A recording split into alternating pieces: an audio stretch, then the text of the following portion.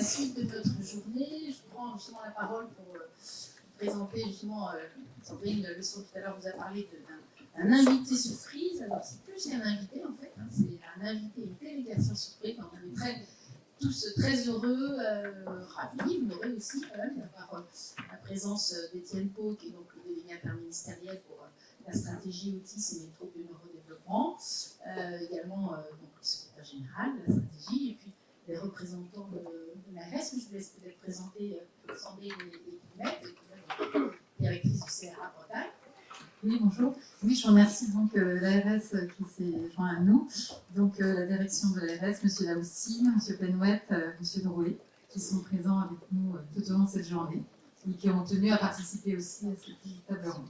Exactement. Donc là, c'était prévu dans le programme. Rien n'a été changé dans le programme qui a été dessiné initialement. Et donc il y avait cette table ronde sur tout ce qui était participatif, le participatif dans la recherche, le participatif dans la formation. Et donc, pour aller jusqu'au bout de la démarche participative, notre délégué interministériel se propose de participer à la table ronde que nous allons donc maintenant faire ensemble, animée par Sandrine, qui a également organisé cette table ronde, que je remercie à nouveau. Merci. Je vais rejoindre sur la table ronde. On va continuer avec notre table ronde qui était prévue, qui était consacrée à la place des personnes concernées dans la formation et la recherche. Donc l'axe combiné formation-recherche, on l'a vu depuis ce matin. Et donc nous avons souhaité mettre en lumière des actions de notre territoire FHU où il y avait cette participation des personnes concernées.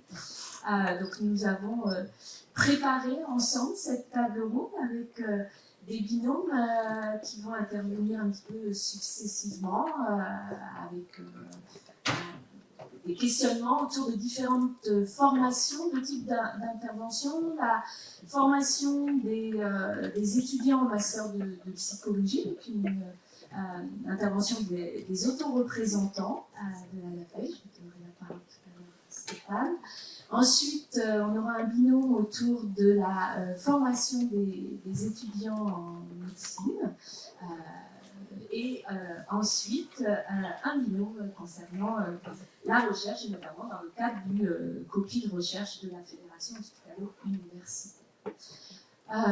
Donc, vous pouvez aussi échanger. Donc, on est sur un timing. Vous avez vu depuis ce matin qu'on gère le temps et que je gère le temps, même sans timer. Donc, on est sur ce timing d'une heure d'échange ensemble.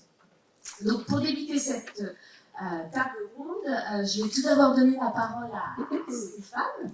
Ah oui, pardon. Ah oui, je vais être très rapide alors. Merci beaucoup. Bonjour à tous.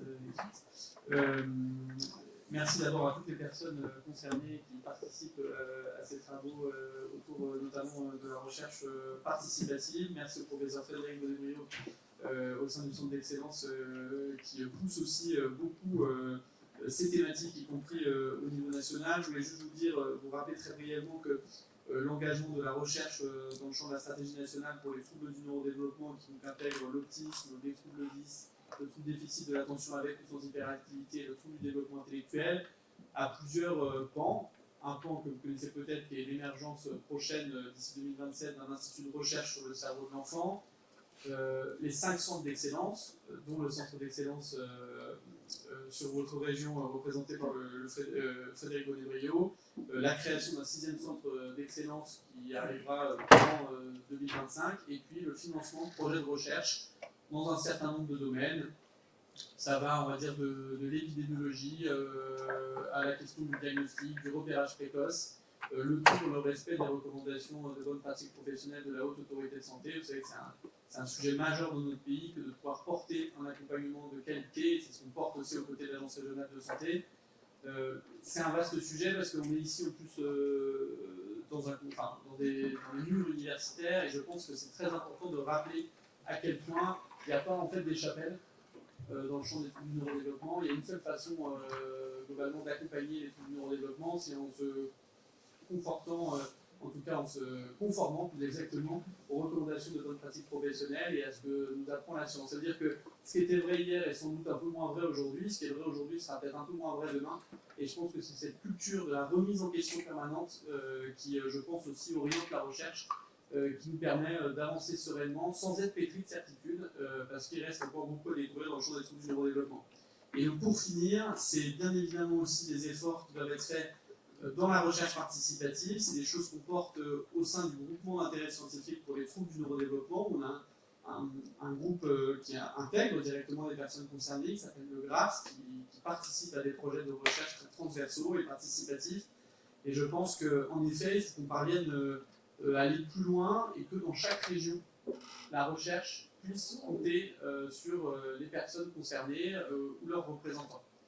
Ça nécessite, et c'est peut-être des sujets qu'on aura à discuter, mais ça nécessite aussi un positionnement par rapport à la temporalité de la recherche, qui souvent est un vaste sujet, c'est-à-dire qu'il y a un peu je ne vais pas dire une théorie, parce que je pense que c'est peut-être un peu exagéré, il y aurait l'idée que les personnes concernées ont besoin d'une recherche avec des résultats très rapides, et puis finalement, les chercheurs, eux, s'inscriraient plutôt sur les temps longs.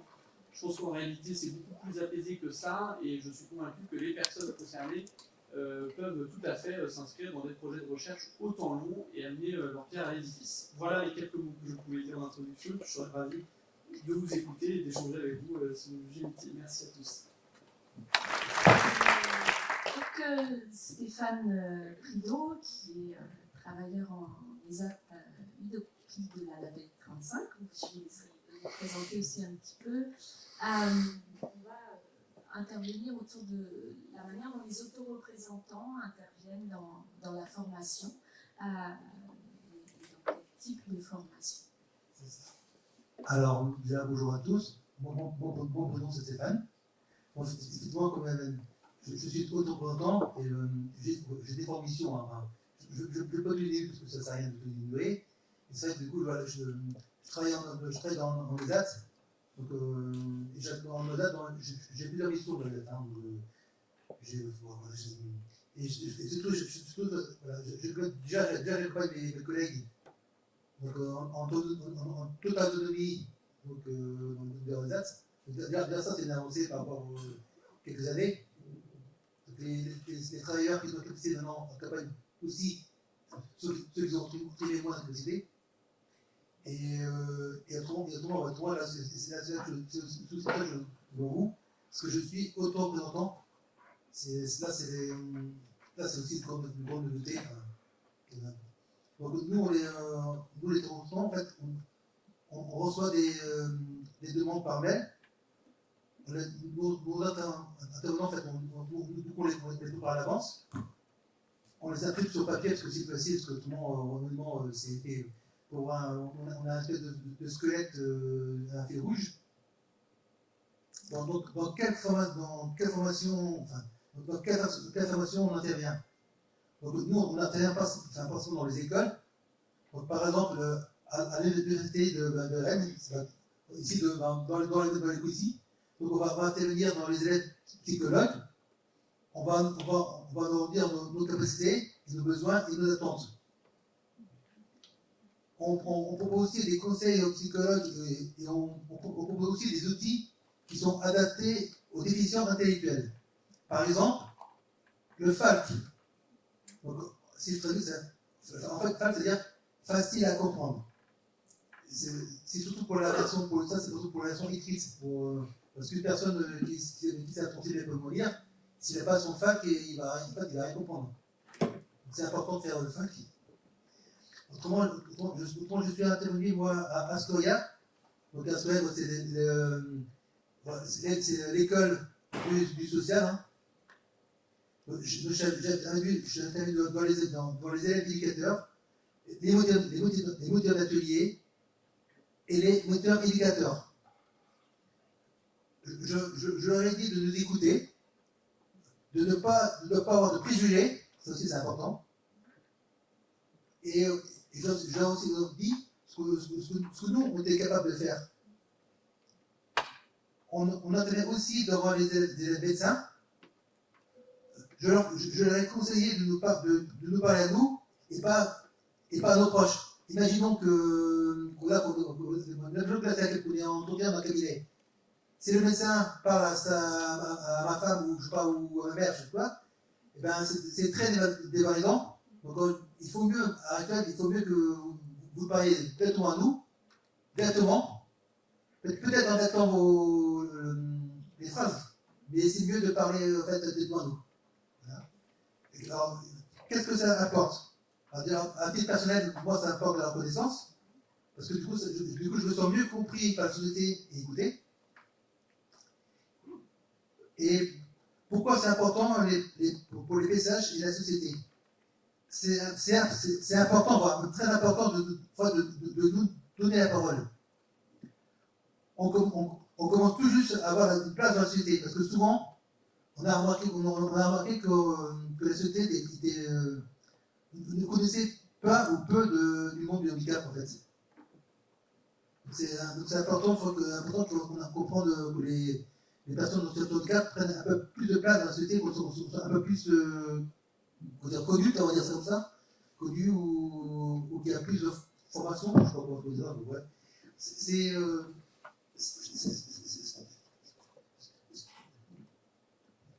pas en situation de handicap qui savent eux-mêmes qu'ils ont besoin.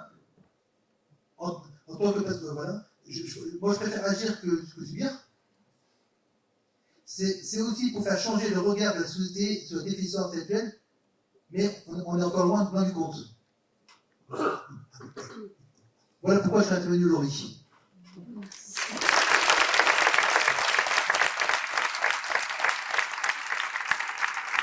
Merci Stéphane pour cette intervention. Alors Stéphane intervient avec les autoreprésentants, hein, comme vous avez pu le dire dans beaucoup de formations, voilà, sur le DIU aussi, qui est porté par la Fédération hospitalo-universitaire. On aura une intervention des autoreprésentants.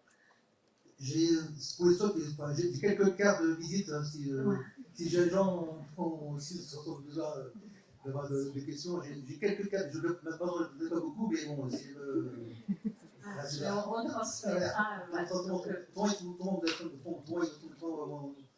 Notre email.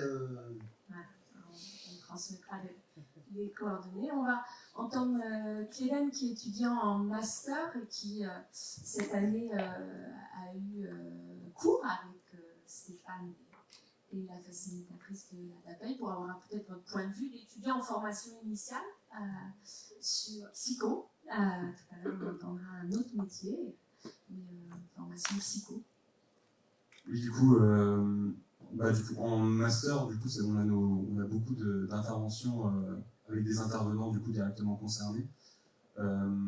Ça arrive plus en master 2 qu'en master 1. Donc c'est un master spécialisé handicap et troubles développementaux. Et ce qui marque réellement dans ces interventions-là, c'est vraiment qui s'axe beaucoup sur le parcours. Parce qu'on sort des cadres institutionnels, des cadres universitaires où on s'axe sur le trouble, où on s'axe sur le diagnostic, sur les outils, etc. Et du coup, cet apport-là va nous enseigner en fait qu'après, dans la pratique, on reçoit des personnes qui ont un parcours et qu'on soit un parcours assez compliqué au niveau, que ce soit au niveau diagnostic, que ce soit derrière vis-à-vis des institutions. C'est vraiment un des aspects les plus centraux en fait, de ces interventions-là, et aussi de voir que, parce que du coup en master on n'a pas énormément eu d'expérience clinique, parce qu'il y a eu la licence avec des cours théoriques, le master 1 avec un petit peu de stage, du coup il y a très peu d'expérience clinique, et de voir que c'est avant tout du coup des personnes qui se définissent autrement que par leur handicap en fait. Il y a toute cette dimension de handicap qu'on met centrale en fait dans l'accompagnement et dans la manière de voir la personne, mais en fait je suis pas sûr que ce soit forcément pour tous pertinent. Du coup ça nous apporte à la fois cet aspect-là de connaissances en fait sur les parcours, sur les difficultés de parcours que ça peut être. J'ai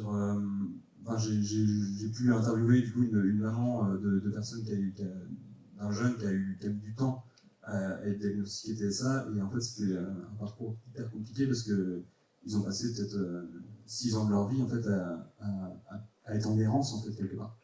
Donc c'est vraiment quelque chose de très important à savoir du coup pour vous plus tard quand on va rentrer dans la vie active. Et sur un deuxième axe, en fait, ça nous apporte aussi beaucoup de créativité en fait dans les accompagnements plus tard, justement dans les FAC, pardon.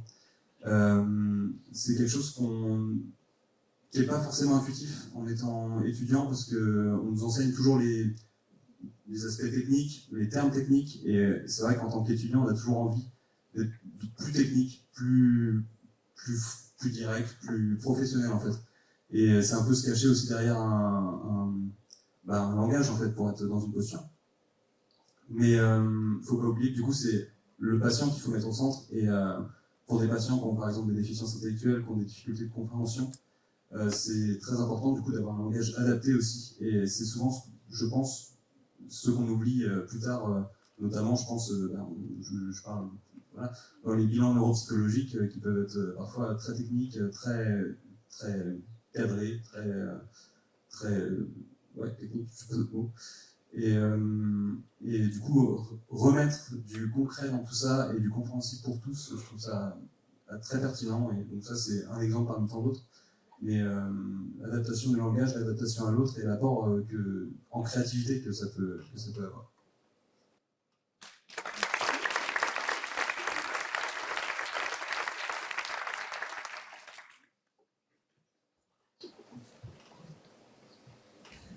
Donc, je vais donner la parole maintenant à Tiffaine Billard-Thomas. Tiffaine est présidente du GEM Autisme des Albatros, ici en Ille-et-Vilaine, personne concernée et maman d'un jeune avec un trouble du spectre de l'autisme. Et donc, Tiffaine, voilà, tu interviens aussi sur le temps de clôture du séminaire handicap auprès des futurs médecins, donc les étudiants en deuxième année de médecine. Lélos qui coordonne interviendra aussi avec toi. Est-ce que tu peux nous dire pourquoi c'est important d'intervenir dans cette formation de futurs médecins? Alors bonjour à tous. Donc oui, je suis présidente du GEM TSA des Albatros qui a été créé en 2021. Pourquoi c'est important? Parce que la société est encore aujourd'hui faite en majorité par et pour les personnes validées. Alors chacun d'entre vous pourra à un moment donné, pour lui ou pour les siens, être atteint par la maladie ou le handicap. Donc ça touche chacun d'entre nous. Et pourquoi c'est important? Parce qu'on se rend compte que aider les plus vulnérables, c'est bénéfique pour l'ensemble de la population. Je suis désolée, c'est un peu compliqué pour moi. J'ai des lunettes qui me protègent de la lumière, mais qui me protègent aussi de votre regard. Donc on peut faire quelque chose, et c'est là l'importance de participer à des formations et d'être en collaboration avec les personnes, avec les scientifiques, pour qu'un jour, notre parole soit entendue. J'entendais Stéphane, c'est ça. J'ai beaucoup apprécié ce qu'il a dit sur l'écoute. Parce que jusqu'ici, ça change, mais il y a encore du chemin. On avait l'impression d'être entendu, mais pas écouté. C'est-à-dire qu'on laisse parler les personnes handicapées, on s'est dit on a fait le boulot, et puis après, c'est les personnes qui savent, qui vont prendre le relais. Mais non, on peut apporter quelque chose, on a des choses à apporter, et pour que la société aille vers une société plus inclusive, il est primordial de nous écouter. Alors c'est une nouvelle façon d'intervenir, on parlera peut-être quelque chose qui me fait penser, les consultations blanches, je ne sais pas si vous connaissez ce que c'est le principe, et je trouve que ce sont des consultations, une première consultation qui s'adresse à des personnes qui ont besoin de soins et qui va être, dans laquelle on va lui expliquer ce qui va lui arriver la prochaine fois, pour qu'elle soit au courant de ce qu'on va lui faire, ce qui permet d'avoir une anxiété beaucoup moins importante. Pour les personnes autistes, c'est important, mais ça peut être pour n'importe quel enfant qui, devant une piqûre, devant une IRM, parce que ça fait beaucoup de bruit. Ça peut aider tout le monde. Pourquoi auprès des médecins? Parce que même eux sont des êtres humains, ils ont des représentations sur ce qu'est l'autisme. Moi, je suis adulte, femme. J'ai été diagnostiquée il y a 4 ans, en octobre 2020. Et je sais encore qu'aujourd'hui, on peut me dire « tu n'as pas l'air autiste ». Alors, j'ai pas l'air autiste, mais je suis autiste. Et j'ai les difficultés qui y sont liées. Et c'est valable pour... Excusez-moi, mais je suis harcelée. Donc, changer les représentations, c'est nous, notre rôle, le rôle du GEM, est basé sur l'autodétermination et sur la pérédance. Donc, c'est géré par des personnes autistes, pour des personnes autistes, ensemble. C'est-à-dire qu'on ne choisit pas pour nous, c'est nous qui choisissons pour nous. Pour beaucoup, ça change beaucoup de choses. Il y a par rapport à l'image qu'on peut avoir de nous-mêmes également, pour gagner en estime de soi. Je perds un peu le fil. Et je suis harcelée.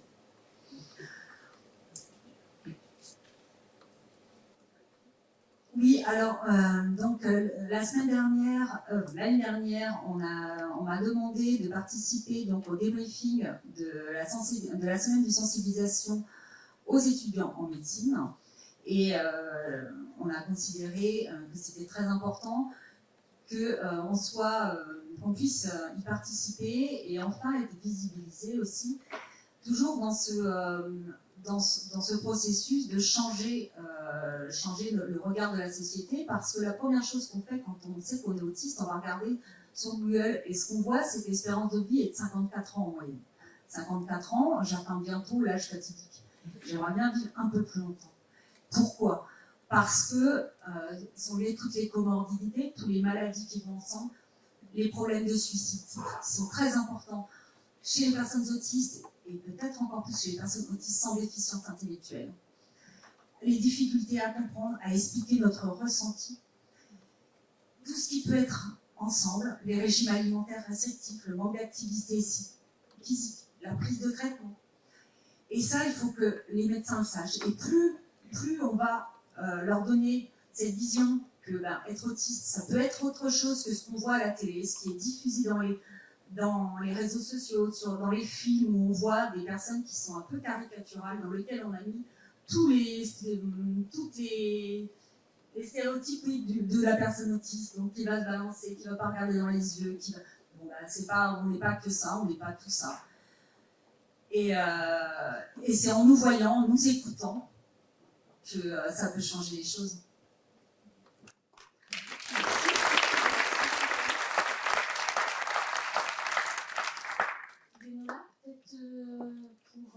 Dénola Benos, qui est coordinatrice du centre de référence sur la déficience et maladies rares, qui coordonne le séminaire handicap des étudiants en deuxième année de médecine de l'université, le séminaire de sensibilisation au handicap des étudiants en deuxième année de médecine, qui maintenant fait son chemin depuis 4 bonnes années.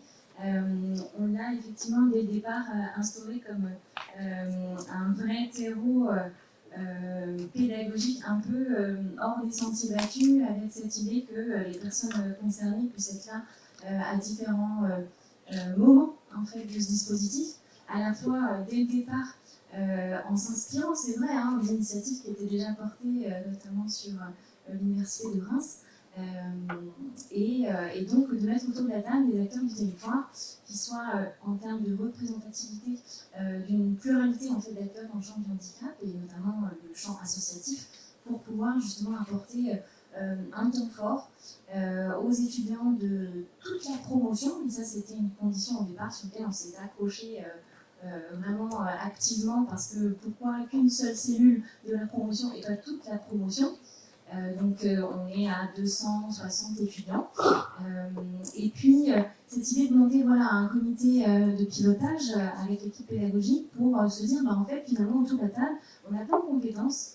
On a effectivement les savoirs théoriques, académiques de nos intervenants enseignants de l'université, des médecins, mais aussi des représentants d'asso pour qui c'est le quotidien en fait de faire des sensibilisations auprès de plein d'acteurs différents, avec une capacité aussi d'adaptation importante, et de se dire qu'est-ce qu'on peut proposer en fait ensemble sur un calibrage très serré, parce que les calendriers des cursus universitaires sont quand même très denses, et de se dire, même sur des temps contraints, on donne des objectifs pédagogiques qui vont être de l'ordre effectivement de travailler sur les représentations sociales, mais aussi de sortir un petit peu de cette lunette médicalement centrée, de se dire que la relation avec le patient, elle se joue aussi sur la dualité, voire peut-être un trio si on intègre effectivement les aidants, la famille, mais de se positionner en tant qu'humain à humain, en mettant effectivement aussi la personne dans ce qu'elle est, dans ce qu'elle sait, dans ce qu'elle fait, certes ses difficultés, et comment est-ce qu'on avance vraiment là-dessus, sur une meilleure accessibilité aux soins, une meilleure approche en fait dans le déroulé des soins, et puis tout en étant pragmatique, au fil de l'eau, peut-être inverser certaines tendances qui sont liées justement à ces chiffres qu'on a pu partager sur différentes enquêtes, pour nommer quantification, sur le refus de soins, sur le non-recours aux soins et l'échec de soins. Enfin, voilà, c'est des gros enjeux. Donc, nous, c'est une petite graine qu'on plante là en deuxième année, mais qui fait son chemin, je pense. Et à l'issue de ce séminaire, qui se découpe en 3 parties, on a une première journée qui est une ouverture, donc avec des partenariats divers, puisqu'on a une 60aine d'intervenants sur cette première journée, au travers de 10 ateliers de rencontres, témoignages et discussions. Effectivement, les représentants sont aussi partie prenante. On a effectivement aussi un modèle autour d'ateliers de simulation, où on va inviter les étudiants à passer sur des équipements en fait, qui viennent simuler, qui viennent mettre en situation, qui viennent aussi marquer en fait. C'est vraiment ça aussi l'enjeu de ce partenariat avec les personnes concernées dans l'enseignement, c'est qu'on va aussi proposer des modalités pédagogiques qui sont marqueurs en fait. Il y a pas mal d'études qui montrent la plus-value de ces interactions directes en fait, avec les personnes concernées elles-mêmes. Donc il y a un gros travail en fait de préparation et d'accompagnement sur ces interventions-là, parce que on est aussi sur des étudiants en deuxième année, ils sont tout jeunes, ils ne doivent pas non plus prendre tout ce qui s'est passé sur des mauvaises expériences des uns et des autres, et qu'on est avant tout sur quelque chose aussi de constructif en termes de future posture et d'adaptation. Donc peut-être pour finir, c'est cette deuxième et troisième partie du séminaire où c'est un temps d'immersion de 3 jours en structure médico-sociale ou même sur des centres de réadaptation, mais surtout pour aller au contact en fait. C'est vraiment s'immerger pendant 3 jours dans la réalité de vie des personnes en situation de handicap, quel que soit l'âge, quel que soit le domaine, et de se dire finalement le retentissement au quotidien c'est ça. Les ressources qui sont mises à disposition, elles sont ceux-là. Elles viennent aussi percuter encore des représentations, des choses qui peuvent choquer, des choses qui peuvent questionner, avec aussi un regard naïf qui est tout à fait intéressant, parce qu'en termes de rapport d'étonnement, c'est quand même assez riche. Et du coup, ce rapport d'étonnement, on vient de partager sur une dernière journée de clôture, qui est ce débriefing ou cette restitution en atelier, que là aussi, on a voulu jusqu'au bout, parce qu'elle a encore beaucoup de sens sur ce plan un peu d'évaluation, finalement, c'est d'avoir un atelier qui est co-animé, donc par un professionnel de santé ou un chercheur. On a aussi 40 intervenants sur cette journée-là, avec un binôme, donc 2 personnes en situation de handicap, de représentants d'associations, et puis avec une phase d'accompagnement aussi importante, soutenue par le CAPS Bretagne. Depuis le début, le CAPS nous accompagne justement parce que on n'est pas des experts en fait de cette méthode-là d'intervention patients partenaires ou personnes concernées, enseignants. Donc il y avait tout un cheminement aussi d'acculturation autour de tous ces principes du partenariat et un socle méthodologique aussi à partager. Tout simplement la base, c'est de permettre un temps de rencontre, de feeling, de se dire moi ça me tente bien en fait d'aller avec vous là, on se connaît plutôt bien dans telle circonstance et ça marche bien et là je me sens en fait d'aller donner un espace sécure aux étudiants pour poser aussi ces choses qu'ils ont vécues en stage et repartir sur une dynamique plutôt réflexive de se dire pour moi mon plan d'action c'est ça en fait pour la suite. Pour mon cursus, j'ai envie d'investir ça. Là-dessus, j'avais plutôt des craintes. En fait, je sais que je peux aller avec tel outillage et avancer sur ce cursus de médecine avec dès les mois qui suivent, en fait, avec le partenariat avec les établissements médico-sociaux de la subdivision de l'université, il y a eu tout simplement des remplacements d'été en fait, qui se sont faits assez spontanément, parce qu'on sait bien que le contexte il est celui-là aussi, où c'est donnant-donnant en fait, c'est un peu gagnant-gagnant. Donc il y a cet enjeu d'équilibration aussi sur le territoire et les ressources, au service du parcours des patients. Merci.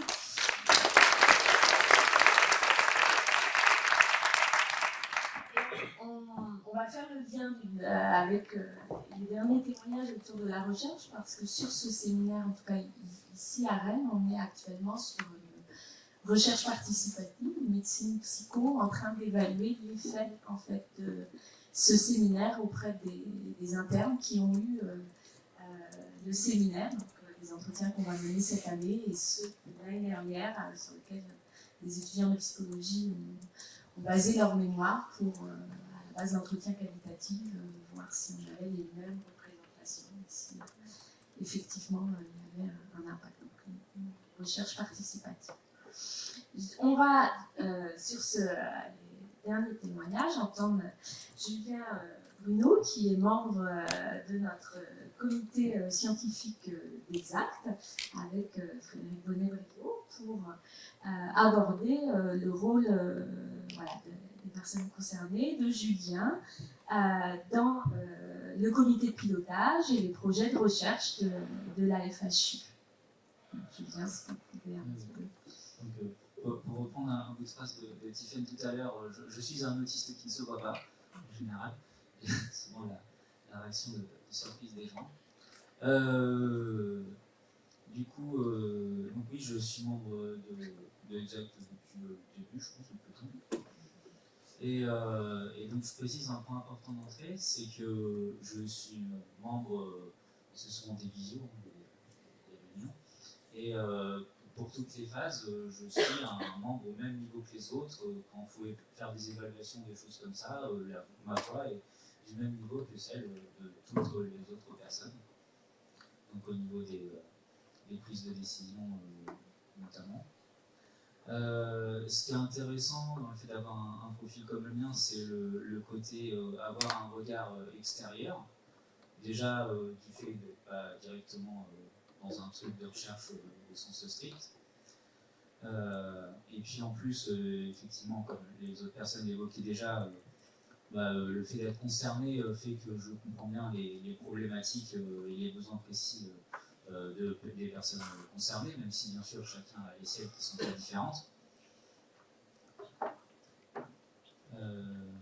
Après, de mon point de vue, l'aspect symbolique, je dirais qu'il compte aussi, même si bien sûr je sais que je ne suis pas là pour jouer le rôle de quota, je sais que c'est pas pensé comme tel, mais c'est vrai que c'est important de.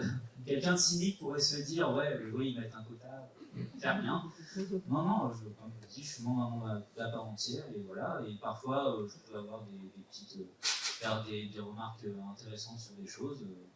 Je sais que c'est déjà, je me rappelle parfois que Frédéric en visio, où des fois on voyait que j'étais là, j'écoutais, et puis il y a un qui me donnait ton machin, et puis c'est déjà arrivé qu'elle lance, est-ce que vous avez un avis sur tel point, et puis des fois peut-être il y a un truc qui vient, que je n'aurais pas pensé à dire sinon, donc c'est très intéressant. Et puis et aussi dans mon cas, comme je suis membre de d'autres associations, ça me permet aussi de faire des liens. Déjà, forcément, quand je trouve d'autres personnes concernées aussi, je peux faire plus aussi des liens déjà dans ma tête avec les remontées qu'on peut me faire par-ci par-là, et puis et vice-versa. Merci.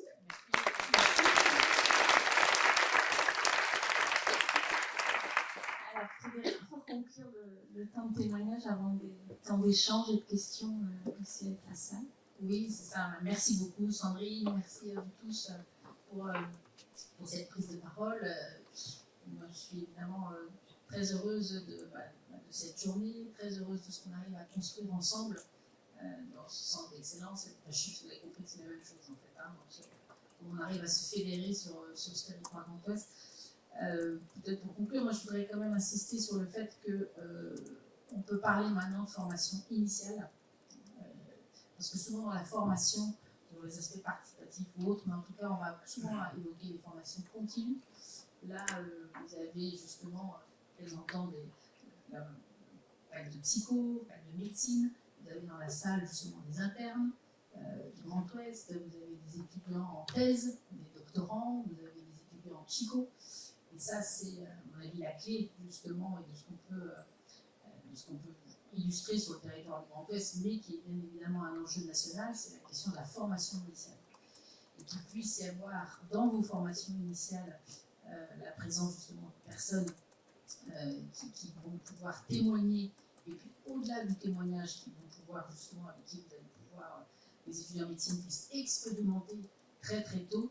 Je suis convaincue, je l'ai toujours été, que c'est la clé de la réussite, de la transformation en profondeur de nos pratiques ensuite cliniques, d'accompagnement, et de notre société. Vous êtes trop sage. Ça s'éteint quand personne bouge. Ça s'allume pour faire allumer l'attention. Voilà, donc ça, et on voit quand même justement la transformation, hein, quand même, parce que c'est il y a encore une dizaine d'années, on ne pouvait pas organiser cette table ronde. Hein. Donc on voit les choses bouger, on voit que ça se transforme, et ça c'est quand même une grande satisfaction. Et puis par rapport à la recherche, bah, justement, il n'y a pas de recherche sans formation, il n'y a pas de formation sans recherche, il n'y a pas de recherche sans accompagnement, il n'y a pas de recherche sans intervention. On fait de la recherche pour que ça nous serve à quelque chose, il faut être clair. Hein. Ça sert aux personnes, ça sert justement dans ces parcours. Je trouvais ça très bien en tant que jeune étudiant, vous parlez déjà des parcours de vie, des parcours de soins, des parcours d'accompagnement. C'est bien, vous avez tout compris. Une personne, c'est ça, une personne, elle a un parcours de vie. Et là, alors, vous savez, à quel point, moi, je pense que Hugo et Nathan, ça vous rigolez, que si je parle encore de trajectoire, parce que c'est vraiment mon dada. Une personne, c'est une globalité, et puis c'est un parcours justement de vie. Très très heureuse d'entendre ça dans votre bouche de jeunes étudiants en psycho. Et que du coup, ça, quand on intègre ça justement dans la. Quand on a compris ça, on a compris forcément l'apport des personnes dans la recherche. Parce que si on a notre technicité à un instant T, on sait bien qu'elle est limitée dans le temps, et ceux qui vont pouvoir nous apporter le regard d'un parcours global, de cette vision globale, c'est forcément la personne qui a vécu ce parcours-là.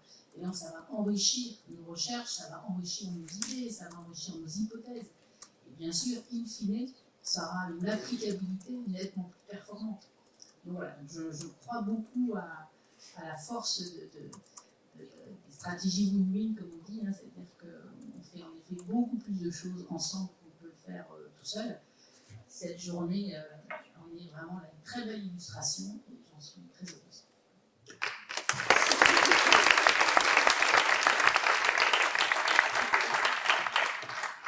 Est-ce qu'il y a des questions? Est-ce que les invités Étienne? Il y a peut-être des questions.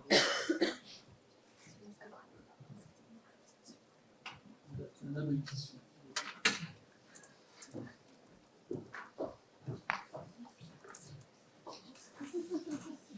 Ça fait plus une observation qu'une question en fait. Que c'est bien que de nos jours on sensibilise de plus en plus à l'autisme, aux difficultés que peuvent rencontrer notamment dans les professionnels étudiants, mais aussi également la réalité de ceux qui n'ont pas été diagnostiqués en fait. Et ceux qui n'ont pas été diagnostiqués peuvent rencontrer des problèmes à l'université et qu'on soit sensibilisé justement à des comportements un peu différents, de ne pas tout de suite les juger sans essayer de voir s'il y a quelque chose qui est différent, en fait sensibiliser à cette possible réalité.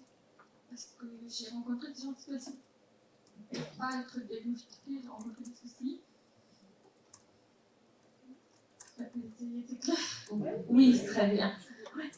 Oui, peut-être pour répondre sur cette question-là, indépendamment du diagnostic à l'université, on a des aménagements indépendamment du diagnostic. On a des aménagements qui sont liés aux besoins, qui ne sont pas nécessairement sur le diagnostic médical, et notamment on a aussi au niveau national le programme Atypie Friendly qui a cette mission-là, et donc on aura un autre événement, on va laisser passer 2024 et on vous informera d'un autre événement en ce sens en 2025 sur le campus, la ville de de Rennes notamment, mais effectivement ça fait partie de ce type de mission, c'est-à-dire un accompagnement indépendamment du diagnostic. Et c'est aussi la raison pour laquelle aujourd'hui, avec la journée de la FHU, nous avons à disposition dans le hall pour l'ensemble de la communauté universitaire, personnelle et professionnelle, le fauteuil auto et le cube sensoriel qui sont des dispositifs innovants au sein de la FHU. Et donc, pour qu'on puisse être visible au sein du campus aussi. Merci beaucoup. Merci déjà à tous vraiment pour ce moment d'échange. Je profite du fait d'avoir visiblement un certain nombre d'étudiants dans la salle pour partager quelques éléments peut-être relatifs à la stratégie nationale et qui vous parleront même sur l'historique français. On a, vous le savez, une culture en France de l'accueil des troubles du neurodéveloppement qui a été assez institutionnelle et d'une certaine façon assez médico-centrée.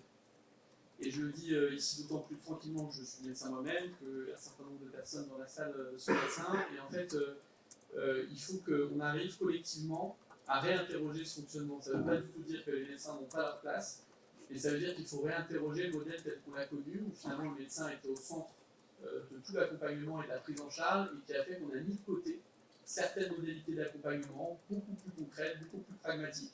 Alors ça ne veut pas dire que la médecine n'a rien amené, ce n'est pas le sujet. Mais en tout cas, il faut vraiment qu'on arrive à avoir un accompagnement qui est plus global, plus pluridisciplinaire, à l'image de ce que vous êtes tous.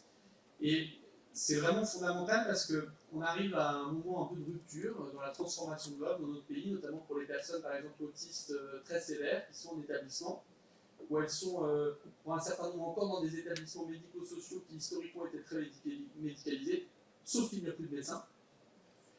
Et donc, on assiste à quelque chose d'assez improbable, c'est-à-dire que des établissements médico-sociaux médicalisés mais sans médecins, et donc avec finalement une culture, y compris sur des approches plus comportementales, plus pragmatiques, qui est un petit peu manquante, du fait parfois d'avoir eu une approche médicale qui était très prégnante. Pour autant, les approches, qu'elles soient médicales ou non, doivent s'inscrire dans les recommandations de nos pratiques professionnelles. J'en profite d'autant plus que dans votre région, malheureusement, subsistent encore certaines poches, on va dire, d'enseignement non conformes aux recommandations de votre pratique professionnelle.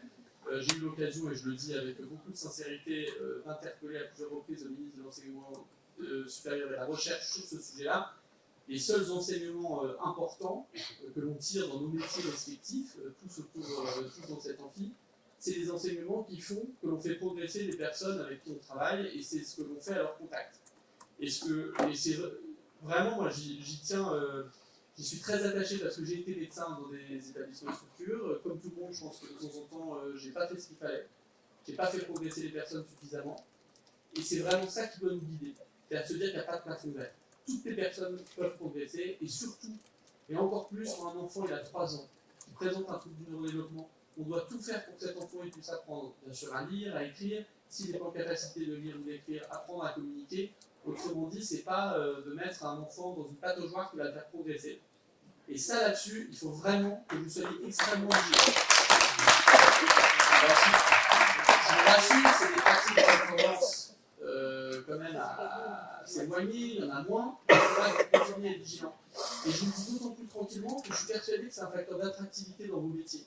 Je ne suis pas du tout persuadé que les jeunes générations professionnelles ont très envie d'aller dans des établissements où globalement on ne fasse pas progresser les enfants et les adultes. Je suis convaincu que humainement et personnellement, tout le monde a envie de progresser. C'est pour ça qu'il ne faut pas opposer des courants. Il faut plutôt se dire qu'il y a des choses qui se faisaient à une certaine époque qui ne se font plus aujourd'hui parce qu'on comprend mieux les troubles et il faut en profiter.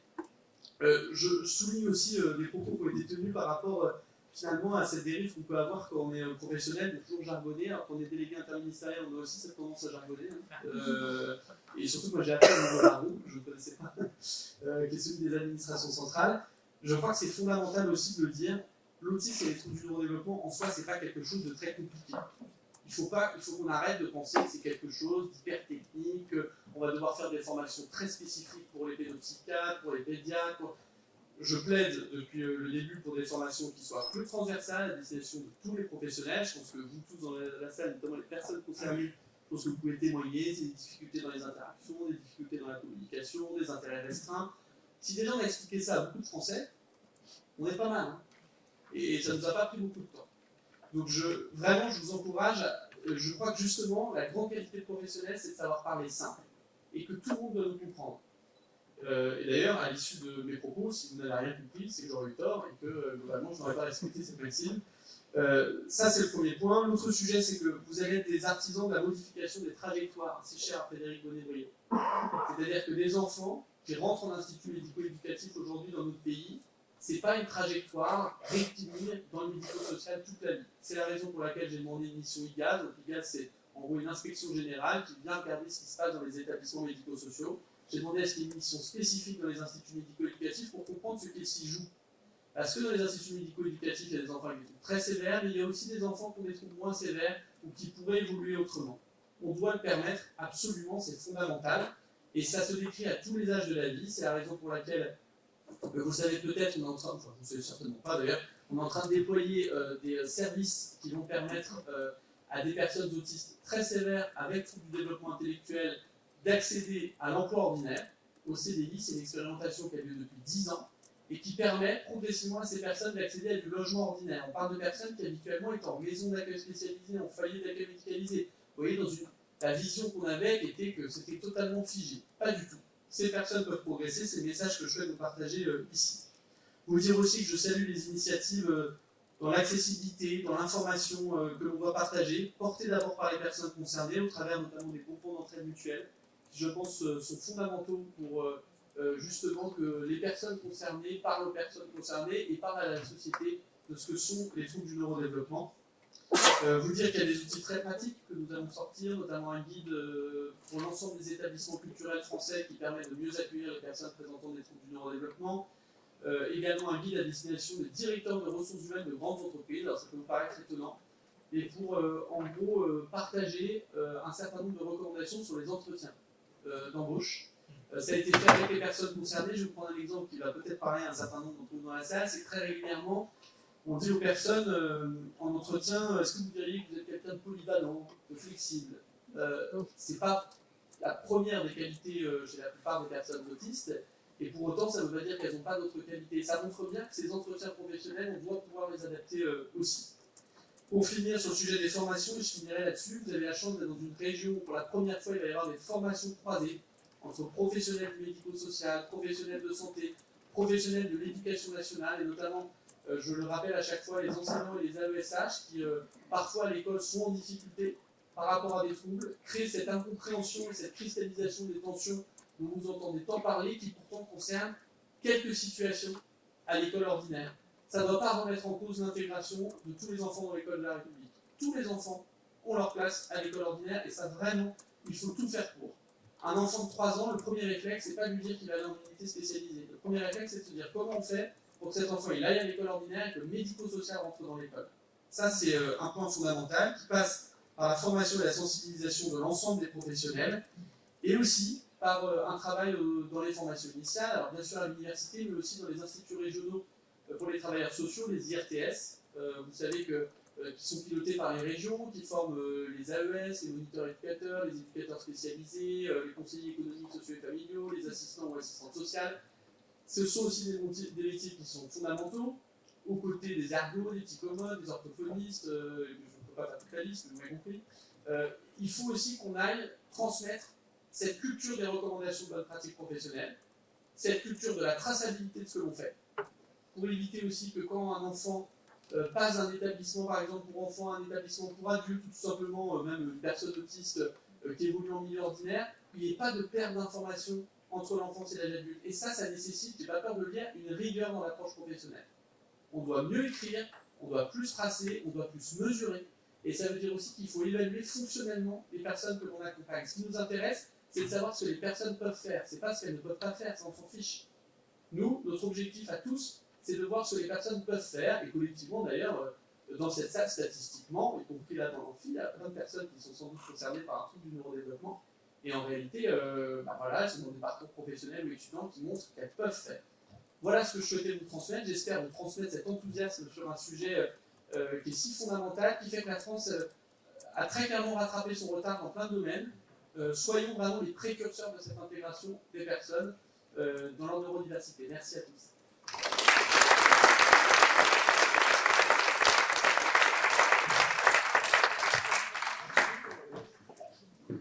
Merci. On va terminer ce temps de table ronde. Il y a une question. Je vais venir à vous, parce que le micro est de l'autre côté. Excusez-moi, est-ce qu'un diagnostic aussi tard, comme à 40 ans, peut être considéré comme un préjudice? Non.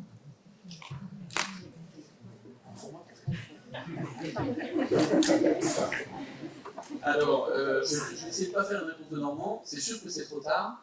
Je vais en profiter pour le dire. C'est préjudiciable toujours, et c'est d'ailleurs l'enjeu français. C'est pour ça qu'on a mis en place ces plateformes de coordination et d'orientation. Et le professeur Frédéric Bonnet-Duillot porte une étude nationale sur ces plateformes qui diagnostiquent très précocement les enfants de notre pays. On a rattrapé considérablement notre retard, mais tout n'est pas fait. On diagnostique encore trop tard dans notre pays, et je le dis d'ailleurs avec transparence. J'ai reçu nos données chiffrées sur l'âge moyen au diagnostic dans notre pays. On aimerait que ça soit en dessous de 18 mois pour l'autisme. On n'y est pas encore, donc ça ne va pas. 40 ans, il va sans dire que c'est extrêmement tardif. Après, ça dépend bien sûr des répercussions fonctionnelles que l'on connaît. Et j'en profite pour souligner que c'est la double vulnérabilité, c'est aussi d'être une femme et d'être autiste. Lorsqu'on est une femme, on est dépisté encore plus tardivement, diagnostiqué encore plus tardivement, du fait notamment, probablement, c'est une partie des explications, et d'une imprégnation sociétale qui accepte encore beaucoup l'idée que les femmes soient plus en retrait, soient moins dans l'interaction, etc. Et ça, il faut qu'on y soit très vigilant pour justement rattraper aussi ce retard. Mais donc 40 ans, oui, c'est tardif. Par contre, je ne connais pas les situations individuelles, donc je ne m'exprimerai pas plus, mais on préfère que ça soit le plus tôt possible, c'est certain. Par contre, ça ne veut pas dire qu'à 40 ans, rien n'est possible. Merci. Alors moi, c'est pas tant une question, c'est plus une remarque. Je suis moi-même concernée par le trouble du spectre autistique. Donc vous consacrez cette journée à l'accessibilité, à la sensibilisation, et vous avez notamment parlé de rendre les lieux communs plus accessibles et plus inclusifs. Vous parlez d'outils que nous avons vus à l'extérieur, notamment du cube sensoriel et du fauteuil, qui sont des choses qui sont extrêmement coûteuses, et simplement des choses aussi simples que baisser la lumière dans cet amphithéâtre qui est quand même extrêmement forte, sans parler du fait que l'amphithéâtre est une pièce qui résonne énormément. Il y a des choses et des petites, des petits ajustements très simples qui peuvent être faits au quotidien pour justement aider, notamment le fait de ne pas applaudir de manière classique, ce qui peut énormément gêner les personnes qui font de l'hypersthésie, comme moi par exemple. Donc, je parle surtout à mon nom, mais je sais qu'on est beaucoup d'autres dans ce cas. Donc voilà, c'était plus une petite réflexion de ma part concernant tout ça. C'est bien la preuve qu'il nous reste encore beaucoup de chemin à faire. Vous avez raison sur que ce soit les lumières tamisées, l'imprégnation sonore, auditive. Je tiens juste à souligner un élément important, c'est que sur ces aspects-là, en effet, les aménagements matériels ne sont pas toujours coûteux, et c'est la raison pour laquelle j'ai demandé notamment aux écoles à ce qu'elles puissent déployer le plus possible des espaces de retrait et d'apaisement pour les enfants qui ne coûtent pas très cher. Vous voyez, vous mettez un espace plus confortable d'un côté, avec notamment mise à disposition de casques anti-bruit. On se rend compte que les enfants qui d'ailleurs sur le papier ne sont pas toujours seuls avec des structures en développement peuvent en profiter.